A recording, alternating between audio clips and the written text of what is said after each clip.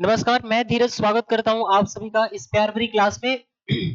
My dear students, आज की class में हम उन्हीं बचे हुए क्वेश्चंस को सॉल्व करेंगे जो जब हम प्रीवियस क्लासेस में कर रहे थे सब्जेक्ट वर्ब एग्रीमेंट, तो उस सीरीज में कुछ क्वेश्चंस बचे हुए थे जिनको आज हम कंटिन्यू करेंगे। और उम्मीद करता हूँ कि जितने भी क्वेश्चंस हमने डील किया है, क्वेश्चन विद कॉन्सेप्ट, आपने हर एक कॉन्सेप्ट को सीखा होगा और उस सेशन को देखने के बाद ही आज की आप क्लास देखोगे, तभी जाके आपको सारी चीजें क्लियर होंगी। अगर आप उस क्लास को नहीं देखे तो एक बार जरूर देख लीजिए, ताकि जितनी भी कॉन्सेप्ट्स के बारे में हमने डिस्कशन करी है वो हर एक कॉन्सेप्ट आपके आपके सामने क्लियर हो जाए और नेक्स्ट क्वेश्चन को जो आने वाले हैं आप खुद ही ट्राई कर सके, है ना। चलिए, इसमें बहुत सारे क्वेश्चंस को हमने डील किया था। आई थिंक क्वेश्चन 9 क्वेश्चन हमने डिस्कस कर लिया है। एनी ऑफ दिस 2 हो गया था, 7 हो गया, 8 भी हो गया था और 9 ऑब्वियसली हो चुका है। अब हम बढ़ेंगे अपने क्वेश्चन नंबर 10 से आगे।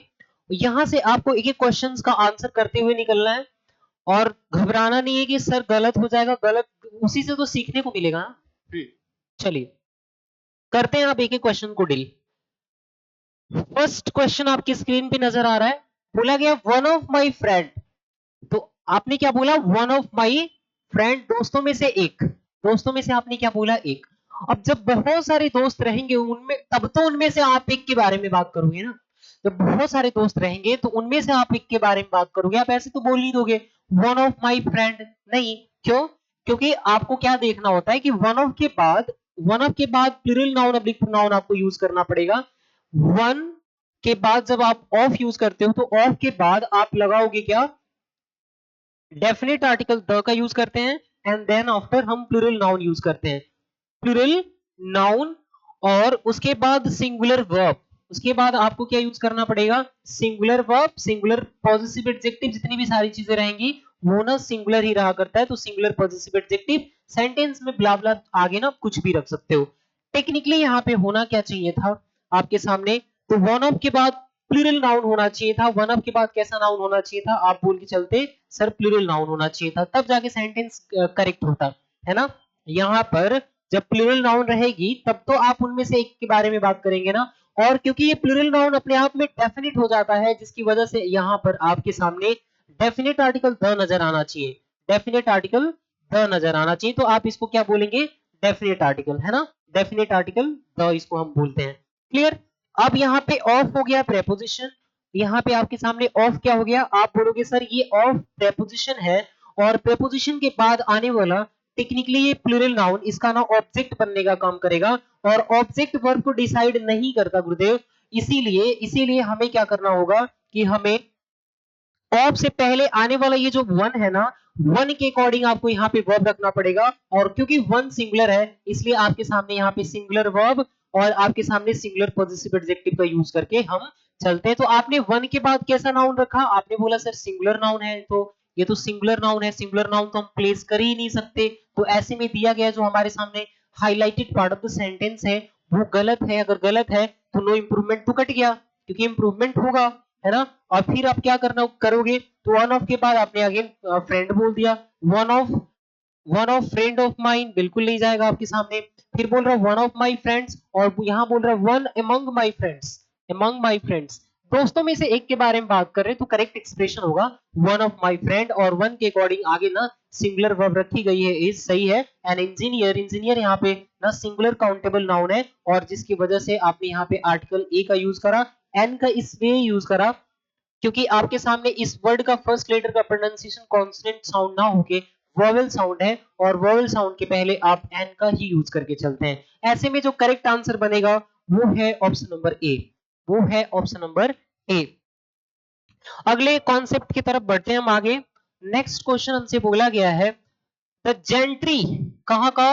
Of the town was invited। अब ये highlighted part of the sentence है, इसमें अगर एरर है तो वीडियो को पॉज करके आप पहले खुद ही ट्राई करो कि आपसे ना इन दिए गए ऑप्शंस में से आप करेक्ट आंसर मार्क कर सके और उसके बाद आपको रिज्यूम करके वीडियो को देखना है, ताकि आपको कॉन्सेप्ट पता लगे और ये भी पता लगे कि आपसे ये करेक्ट बन रहा है या नहीं बन रहा है ना। कुछ नाउन्स ऐसे होते हैं हमारे सामने, कुछ नाउन्स ऐसे होते हैं जो दिखते सिंगुलर पर होते प्लूरल है। जिसकी वजह से इनके साथ लगने वाली वर्ब भी प्लूरल होगी, पजेसिव एडजेक्टिव भी प्लूरल होगा और पजेसिव प्रोनाउन भी प्लूरल ही होना चाहिए। जैसे में हम बात करें आपके सामने, तो आप लिख के चल सकते हो जेंट्री, आप लिख के चल सकते हैं क्या, आप लिख सकते हैं जेंट्री, पोल्ट्री, पिजांट्री, कैवेलरी।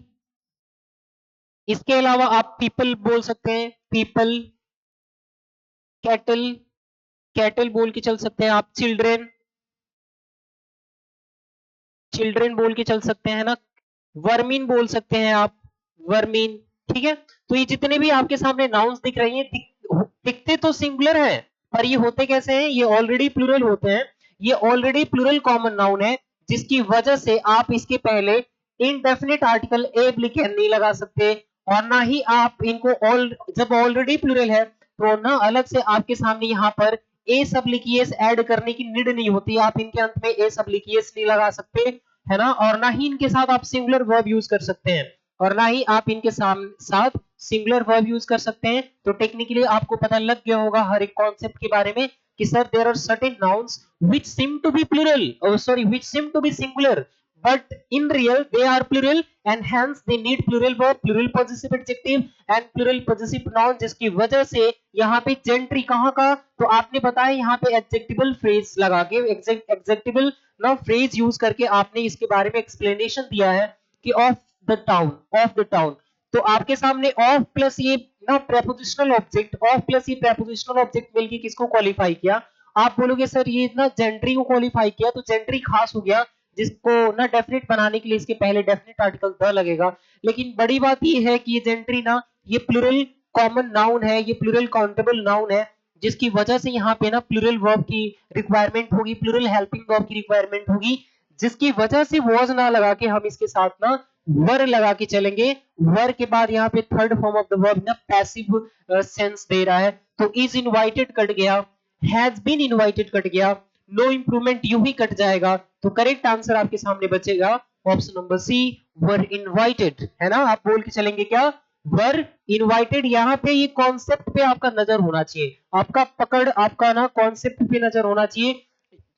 यहाँ पे अगर इन्फेंट्री भी दे दे तो इन्फेंट्री भी बिल्कुल इसी कैटेगरी का नाउन है, इन्फेंट्री, इन्फेंट्री भी आप लिख के चल सकते हैं, ठीक है, यहाँ पे आप लिख लेना एक्सेट्रा।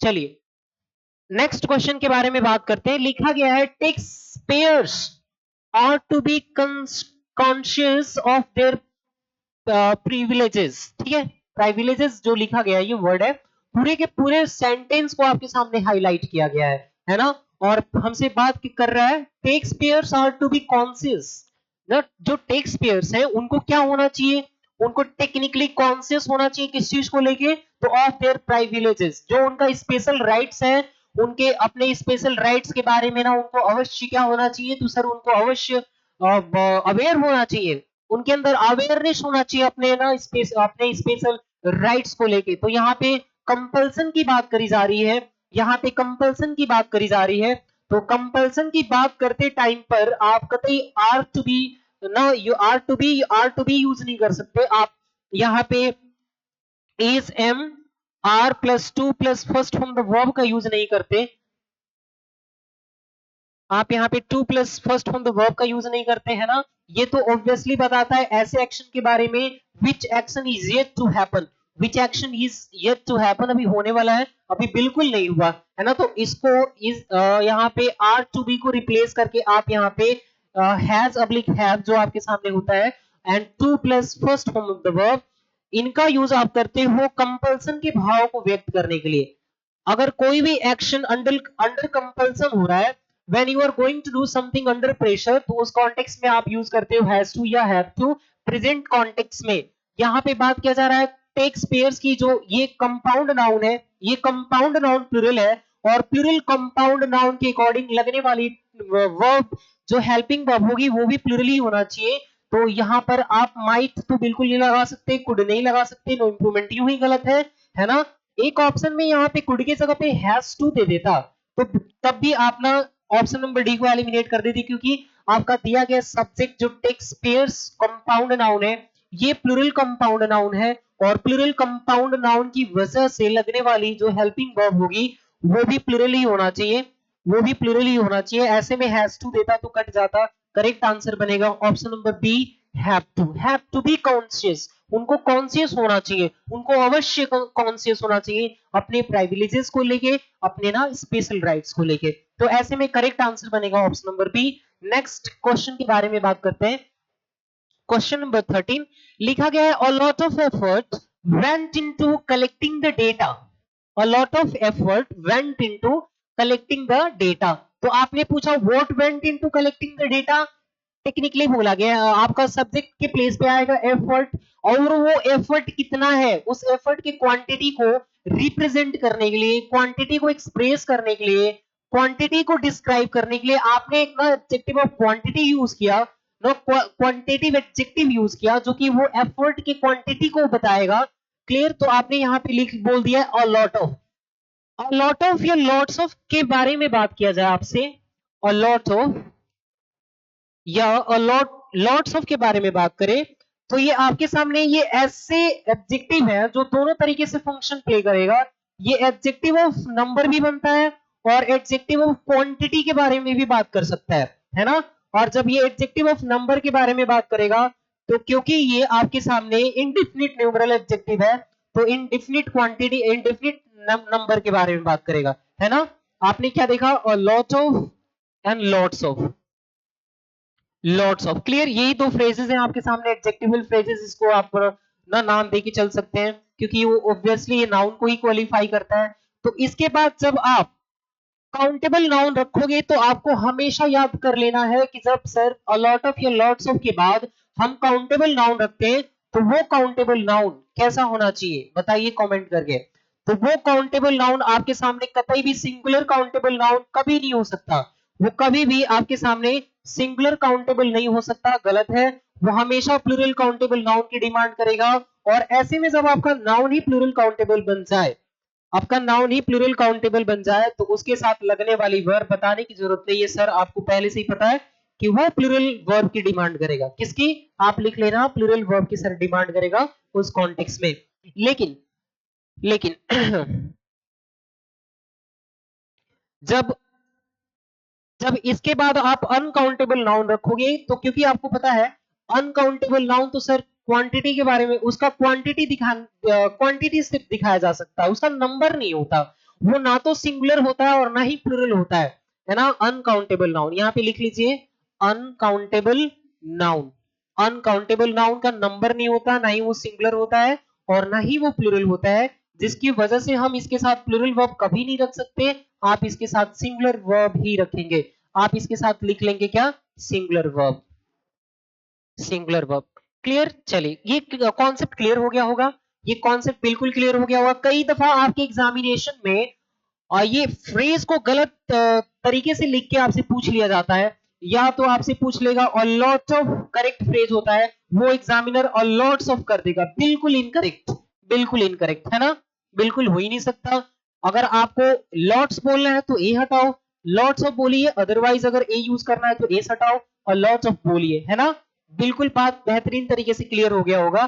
तो अलॉट ऑफ के बाद बेटा आपने बोला एफर्ट, एफर्ट आपने बोला, और उसके बाद पास्ट इंडेफिनिट टेंस ना, इनटू यहाँ प्रेपोजिशन है, ये रिलेट कर रहा है कलेक्टिंग द डेटा को। क्लियर? बिल्कुल सेंटेंस करेक्ट जा रहा है।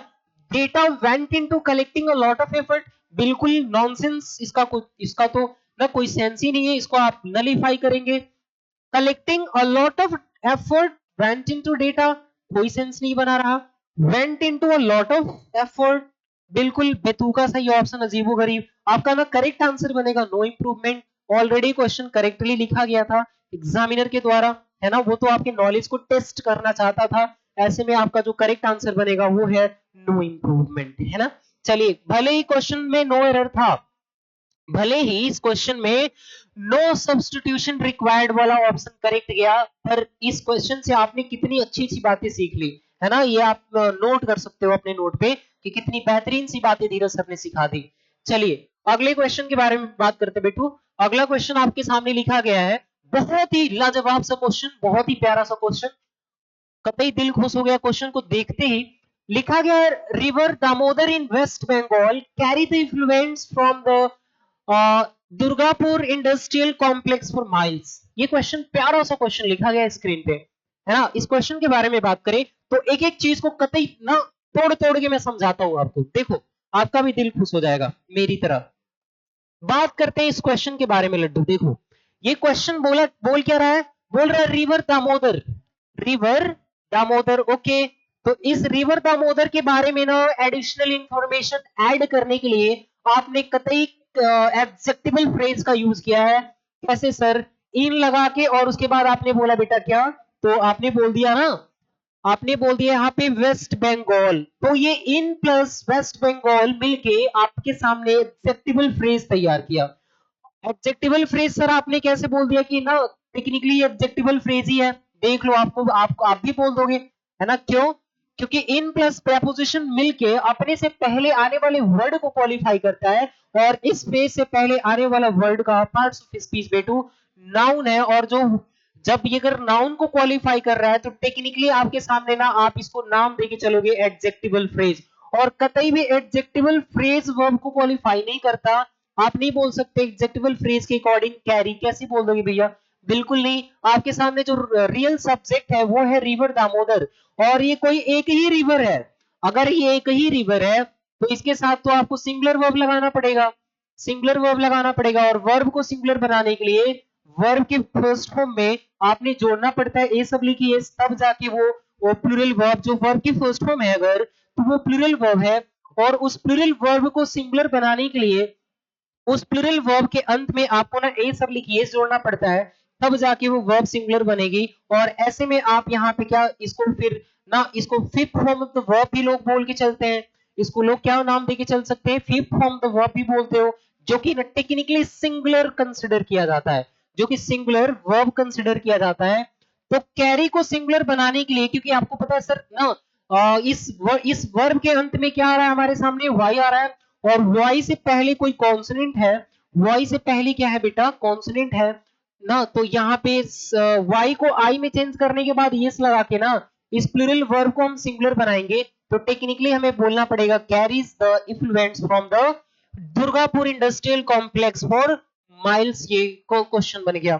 दूसरी चीज यहाँ पे जो इंपॉर्टेंट सा एक पहलू है, इसको मैं अगर आपसे समझाऊं या आपके सामने एक्सप्लेन करूं, तो यहाँ पे इफ्लुएंस लिखा हुआ वर्ड है। इफ्लुएंस वर्सेस एफ्लुएंट में ना थोड़ा सा डिफरेंस होता है, वो आप लिख लो कहीं, पूछा गया है आपसे बार बार ना। वो कैप वाले सेशन में मैं आपको ऑलरेडी बता चुका हूं। यहाँ पे एफ्लुएंट एक वर्ड हो जाएगा और दूसरा हो जाएगा इफ्लुएंट वर्सेस इफ्लुएंट, है ना, इफ्लुएंट। अब ये एफ्लुएंट का मतलब होता है well to do, well to do. Effluent मतलब क्या हो जाता है, आप बोलोगे सर यहाँ पे इसका मतलब होता है वेल टू डू, मतलब बहुत ज्यादा रिच पर्सन, रिच या ना प्रॉस्परस पर्सन, प्रॉस्परस पर्सन जिसको ना हम टेक्निकली वेल्दी भी बोल सकते हैं। ये बहुत ही नॉर्मल सा वर्ड है सर, धीरे सर ये क्यों करा रहे हो, वेल्दी रिलेट करने के लिए। तो वेल्दी मतलब well to do, rich prosperous मतलब एफ्लुएंट वो व्यक्ति ना वेल है, अपने आप में समृद्ध है कुछ भी करने में, तो ऑब्वियसली कैसा हो गया, एफ्लुएंट मतलब वो ना धनी है। वो कैसा है, वो धनी है, वो समृद्ध है। और दूसरा आ गया आपके सामने इफ्लुएंट। इफ्लुएंट का मतलब होता है कूड़ा करकट। आप बोल के चलोगे क्या, कूड़ा करकट, जिसको आप डिबरी भी बोलते हो। लिखते तो डेबरिस है, लिखते तो डेबरिस है, लेकिन पढ़ते बेटू इसको क्या, डिबरी या नहीं तो डेट्रीटस, डेट्रीटस भी बोल के चल सकते हो। डेट्रीटस मतलब भी होता है कूड़ा करकट, डेट्रीटस में ना ई आ जाता है, डेट्रीटस। क्लियर? तो बिल्कुल नो इंप्रूवमेंट वाला हिस्सा मर जाएगा। फिर बोला ना ऑप्शन नंबर डी में बोल रहा है कैरिड द इफ्लुएंट, एक दिन की बात में पास्ट पॉइंट ऑफ टाइम की ना बात चल ही नहीं रही, पास्ट पॉइंट ऑफ टाइम की बात नहीं चल रही। अरे वो तो एक ना फैक्ट के तरीके से इस चीज को रिप्रेजेंट किया जा रहा है कि जो रिवर दामोदर है वेस्ट बंगाल में, वो दुर्गापुर इंडस्ट्रियल कॉम्प्लेक्स को क्या करती है, वहां के इन्फ्लुएंस को कैरी करती है फॉर माइल्स, फॉर माइल्स, ठीक है ऐसे। तो यहाँ पे कैरीज तो सही दिया है, लेकिन इन्फ्लुएंस नहीं बेटू, आपको नाउन चाहिए। ऐसे में ऑप्शन नंबर बी ना करेक्ट आंसर बनेगा। तो आपका करेक्ट आंसर बन जाएगा ऑप्शन नंबर बी। इस क्वेश्चन के बारे में मैंने एक एक चीजों को ना बेहतरीन तरीके से एक्सप्लेन कर दिया है, हर एक बच्चा समझ जाएगा, है ना। चलिए नेक्स्ट क्वेश्चन को डील करते हैं। नेक्स्ट क्वेश्चन के बारे में बात करें, लिखा है one of my teacher, one of my teacher, teacher तो मेरे बहुत सारे हैं लेकिन उनमें से एक के बारे में बात किया जा रहा है कि हैज रिसीव्ड द साहित्य एकेडमी अवार्ड। ओके, हाँ, तो ये बात किया जा रहा है। अभी आपने कुछ ही समय पहले यहाँ पे पढ़ा था, आपने ना कुछ ही समय यहाँ पे पहले पढ़ा था कि धीरज सर आपने अभी बताया कि ना कहाँ गया, हाँ, कि वन ऑफ के बाद ना प्लूरल नाउन ऑब्लिक प्रोनाउन का यूज करते हैं प्लस सिंगुलर वर्ब का यूज करते हैं। तो ये क्वेश्चन नंबर जो हमारे सामने एग्जामिनर के द्वारा पूछा गया है, कौन सा ऑप्शन नंबर, क्वेश्चन नंबर 15, यहाँ पे वन के बाद सर ना grammatically highlighted part of the sentence में ना माय टीचर नहीं बल्कि माय टीचर की जगह पे ना प्लूरल नाउन आना चाहिए था, माय टीचर्स बोलना चाहिए था। ऐसे में ऑप्शन ए में भी इनकरेक्ट ऑप्शन दिया गया है, और क्योंकि ऑलरेडी ये इनकरेक्ट है तो नो इंप्रूवमेंट तो कट जाएगा, टीचर हो नहीं सकता, तो आप बोलोगे माय टीचर्स। उनमें से एक के बारे में बात किया गया है, तो ना सिर्फ हेल्पिंग वर्ब सिंगुलर रहेगा बल्कि अगर इसमें पॉजिटिव एडजेक्टिव भी यूज किया होता तो वो भी सिंगुलर ही होता, है ना। चलिए अगले क्वेश्चन के बारे में हम बात करते हैं आपसे। लिखा गया the office staff members wished each and other on new years day. On new years day के बारे में बात किया गया। आप देखो स्टाफ मेंबर्स, तो वहां पे किसी भी एक्स वाई जेड कंपनी की बात कर ले तो वहां पे स्टाफ मेंबर्स बेटा दो तो नहीं रहे होंगे ना, कतई दो नहीं हो सकते। दो से आप स्टाफ बना लोगे क्या, है ऐसा है क्या? बिल्कुल नहीं। तो अगर नहीं है तो वो मोर देन टू तो रहे होंगे ना। अगर वो मोर देन टू रहे हैं और वहां पे आप म्यूचुअल रिलेशन के बारे में बात कर रहे हो, वहां पे आप रेसिप्रोकल रिलेशन के बारे में बात कर रहे हैं, तो वहां पे यूज होगा रेसिप्रोकल प्रोनाउन। रेसिप्रोकल प्रोनाउन, और रेसिप्रोकल प्रोनाउन दो होते हैं आपके सामने। एक तो आप ईच अदर बोल के चल सकते हो और दूसरा आप बोल के चलते हो वन अनदर। एक आप बोल के चलते हो ईच अदर और दूसरा लड्डू आप बोल के चलते हो वन अनदर। जहां पर ईच अदर का यूज करते हैं हम टू के कॉन्टेक्स्ट में, फॉर टू पर्संस और थिंग्स के लिए आप यूज करते हो ईच अदर। यहाँ पे लिख सकते हो आप फॉर टू पर्संस, है ना, दो व्यक्ति या वस्तु के लिए आप यूज करते हो ईच अदर। और अगर दो से ज्यादा हो जाए, अगर ना दो से ज्यादा हो जाए तो उसके लिए आप बोल के चलते हो वन अनदर। तो आप यहाँ पे बोलेंगे क्या, for more than two, for more than two, for more than two persons, ठीक है। For more than two persons के लिए आ जाता है आपके सामने क्या, वन अनदर। तो यहाँ पे ईच एंड अदर तो कुछ होता ही नहीं है, भूल जाओ इसको आप, है ना, भूल जाना है आपको इसको। नो इंप्रूवमेंट कट गया, बिल्कुल कट जाएगा सर। वीच अनदर नहीं होता, और यहाँ पे वन अदर नहीं बल्कि one another will be our correct answer according to the given context, ठीक है। चलिए अब हम बढ़ेंगे अपने प्यारे से अगले क्वेश्चन पे। लिखा गया many a man would welcome the opportunity, है ना, कौन अपॉर्चुनिटी को वेलकम नहीं करेगा, मेनी अ मैन करेंगे, सब करेंगे, ठीक है। ऐसे आपने बोला है, ऑप्शन में दिया है many man, many man, many a main लिखा गया है ना। पहले तो इस कॉन्सेप्ट को बेहतरीन तरीके से डील करते हैं और टाइम पे भी हमारा फोकस होना चाहिए, ठीक है। चलो बेटा एक स्लाइड लेते हैं, ले लिया सर, अब तो समझा दो, ठीक है।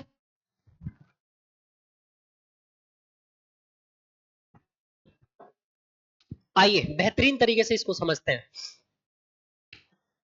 बोला गया है आपके सामने मेनी ऑफ मैन के कॉन्सेप्ट के बारे में बात करें तो देखो आप ना जब मेनी वर्ड का यूज एडजेक्टिव ऑफ नंबर के कॉन्टेक्स्ट में करते हो तो आपके सामने न्यूमरल एडजेक्टिव तीन होते हैं। एक तो कॉर्डिनल एडजेक्टिव, ऑर्डिनल, ठीक है, ऑर्डिनल होता है, कॉर्डिनल होता है और मल्टीप्लिकेटिव होता है। ये इनको बोल के चलते हो, इन तीनों सेगमेंट्स को आप definite numeral adjective, definite numeral adjective बोल के चलते हो, ऑर्डिनल, कॉर्डिनल प्लस मल्टीप्लिकेटिव को, है ना।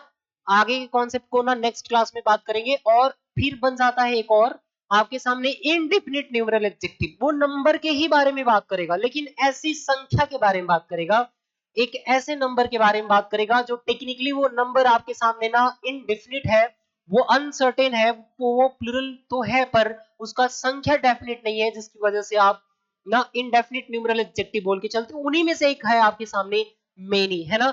तो मेनी के बाद हमेशा और हमेशा प्लूरल काउंटेबल नाउन का यूज करके चलते हैं, प्लूरल काउंटेबल नाउन का यूज करके हम चलते हैं। तो यहाँ पे आप लिखेंगे प्लूरल काउंटेबल नाउन, और जब नाउन ही प्लूरल हो गया, धीरज सर प्लूरल वर्ब लिख दो, यहाँ आंख बंद करके प्लूरल वर्ब लिख दो, हमें भी इंग्लिश आती है, ठीक है, अच्छी बात है।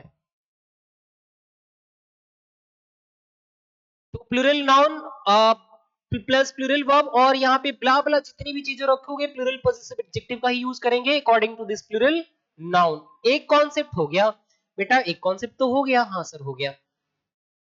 दूसरा कॉन्सेप्ट को देखते हैं। जब आप मेनी के बाद प्लूरल काउंटेबल नाउन यूज करके, प्लूरल काउंटेबल नाउन यूज ना करके आप इसके साथ यूज कर लेते हो इनडेफिनिट आर्टिकल एब्लिकेन, तो ऐसे में ये इनडेफिनिट आर्टिकल एब्लिकेन किसके लिए लगता है? आप बोलोगे बेहतरीन तरीके से सर ये सिंगुलर काउंटेबल नाउन के लिए लगता है, ये सिंगुलर काउंटेबल नाउन के लिए लगता है, तो यहाँ पे आप लिख दो सिंगुलर काउंटेबल नाउन। और क्योंकि आप जो यहाँ पर टेक्निकली जो वर्ब यूज करोगे वो ना एडजेक्टिव के लिए यूज ना करके आप वो सिंगुलर काउंटेबल नाउन के लिए यूज करोगे, तो ऐसे में ये तो काउंटेबल नाउन सिंगुलर है, ये कैसा बेटा सिंगुलर है, तो यहाँ पे लगने वाली वर्ब भी सिंगुलर वर्ब जाएगी, सिंगुलर वर्ब का यूज करके चलेंगे। और other word plus full stop लिख लेना यहाँ ना, इसको थोड़ा सा बेहतरीन तरीके से आपको समझाने की कोशिश किया जाएगा आपके टीचर के द्वारा। तो क्योंकि ये आपके सामने दिया गया नाउन कैसा है, तो आपने बोला सर सिंगुलर काउंटेबल नाउन है, और जिसकी वजह से सिंगुलर काउंटेबल नाउन के लिए यहाँ पे इंडेफिनिट आर्टिकल एब्लिकेन लगेगा, है ना। और फिर जब हमारा सब्जेक्ट ही सिंगुलर हो गया तो लगने वाली वर्ब भी सिंगुलर जाएगी, इसलिए हमने यहाँ पे सिंगुलर वर्ब मार्क किया है ना, मार्क किया है। उसके बाद बात करते हैं हम अपने थर्ड कॉन्सेप्ट के बारे में, मोर देन टू, या मोर देन जब आप बात करते हो मोर देन वन के बारे में, तो मोर देन के बाद आएगा वन, और वन के जस्ट बाद सिंगुलर नाउन यूज करोगे आप, और सिंगुलर नाउन के साथ साथ वर्ब भी आपका होना चाहिए सिंगुलर। आपका वर्ब भी कैसा होना चाहिए, आपके सामने आपका वर्ब भी सिंगुलर होना चाहिए, other word plus full stop लगा लो, जो कुछ भी ना लगाना चाहते हैं आप यहाँ पे ऑब्जेक्ट के प्लेस पे रख सकते हैं। लेकिन ये फ्रेज अगर चेंज हो जाए, मोर देन वन ना देके more than two three four five ऐसे दे दे, तो वहां पे आप इसके साथ ना कतई सिंगुलर वर्ब नहीं रख सकते, आप इसके साथ कतई सिंगुलर वर्ब नहीं रख सकते और ना ही सिंगुलर नाउन रख सकते हो, है ना। तो आपको बोलना पड़ेगा मोर देन टू, आपको बोलना पड़ेगा क्या, मोर देन टू। अगर आपने बोला है, तो अगर आपने कॉर्डिनल एडजेक्टिव ना प्लूरल रख दिया तो लगने वाली वर्ब भी प्लूरल ही होनी चाहिए। और फिर आप यहाँ पे लिख के चलोगे प्लूरल नाउन, आप क्या लिखेंगे, आप लिखेंगे प्लूरल नाउन, और जब नाउन ही प्लूरल तो वर्ब क्यों ना प्लूरल आएगी सर, ये तो हमने बेरा, ये तो हमें पता है, तो प्लूरल वर्ब यहां लग जाएगी, है ना, प्लूरल वर्ब लग जाएगी। उसके बाद आप लगा देंगे other word plus full stop लगा देंगे, है ना। इसको मैं तोड़ के समझा देता, क्योंकि क्योंकि YouTube क्लास है सर, ये प्रैक्टिस क्लास है, जिसकी वजह से आप नहीं सिखा सकते हैं, we can understand because we are understanding, ठीक है। तो उम्मीद करता हूँ आप समझ रहे होंगे बेटा, क्योंकि YouTube की प्रैक्टिस क्लास है, यहाँ पे हम ज्यादा डिटेल में नहीं जा सकते, पर फिर भी मैं अपना बेस्ट ट्राई कर रहा हूँ कि ना अपना मैं जितना कर सकता हूँ वो मैं करूँ, ठीक है। बाकी पेड क्लासेस में सारी चीजें ना डिटेल वाइज जाती है, डिटेल वाइज जाती है, तो बिल्कुल आप पेड बैचेस ले सकते हो। चलिए आते हैं बहरहाल अपने क्वेश्चन पे, लिखा गया मेनी अ मैन, तो अभी आपने क्या पढ़ा कि सर जब मेनी के बाद ना आर्टिकल ए लिखे नजर आ जाए तो उस कॉन्टेक्स्ट में हमें रखना पड़ता है इसके साथ क्या, यहाँ पे जब आर्टिकल ए लिखेन का यूज कर देते हैं तो इधर सिंगुलर नाउन काउंटेबल नाउन आता है, और उस सिंगुलर काउंटेबल नाउन के अकॉर्डिंग ना वर्ब भी सिंगुलर जाती है। तो यहाँ पे हमारे सामने मेनी के बाद ए दे दिया और फिर सिंगुलर नाउन दे दिया, सारी चीजें सही जा रही है। और क्योंकि यहाँ पे मॉडल दे दिया सर, मॉडल वर्ब है यहाँ, मॉडल वर्ब पर सब्जेक्ट का नंबर और पर्सन का इफेक्ट नहीं पड़ता, सब्जेक्ट का नंबर और पर्सन का इफेक्ट नहीं पड़ता, ऐसे में तो बिल्कुल ये सही जा रहा है। मेन वर्ब मॉडल वर्ब हमेशा वर्ब की फर्स्ट फॉर्म की डिमांड करती है, base form of the verb की डिमांड करती है, और ऑलरेडी यहाँ पे कम लिखा गया है, सो मैं टेक्निकली नो एरर, अब इसको एलिमिनेट करके दिखा देता हूँ आपको, करेक्शन हो ही नहीं सकता। मेनी के बाद आप प्लूरल नाउन रखते हो जो कि ये सिंगुलर है, प्लूरल तो MEN होता ना, तो कट गया। मेनी मेनी मैन बिल्कुल नहीं, है ना, मेनी अ मेन, अब मेनी के बाद अगर आप ए आर्टिकल एब्लिकेन रख रहे हो तो इधर सिंगुलर नाउन आनी चाहिए थी, यहाँ ए होना चाहिए था, ऑलरेडी वो करेक्ट दिया हुआ है, ऑलरेडी करेक्ट दिया हुआ है। ऐसे में आपका जो करेक्ट आंसर बनेगा वो बनेगा ना no improvement, which is option number D, बेहतरीन तरीके से समझ आया होगा, है ना, आपको एकदम बेहतरीन तरीके से समझ आया होगा। मेरे पुत्र आज यही तक रहने देते हैं, क्योंकि मैंने ना बहुत बेहतरीन तरीके से डील किया है। तो मैं चाहता हूं कि आप पहले इतना क्वेश्चन को सीखो, फिर नेक्स्ट क्लास में इसी लय के साथ, इसी जज्बे और एनर्जी के साथ हम मिलेंगे आपसे। तब तक के लिए bye bye everyone, take care, stay happy, stay blessed, God bless you, may you know crack the exam with flying colors, and may you be settled in your life. Bye bye everyone, please take care.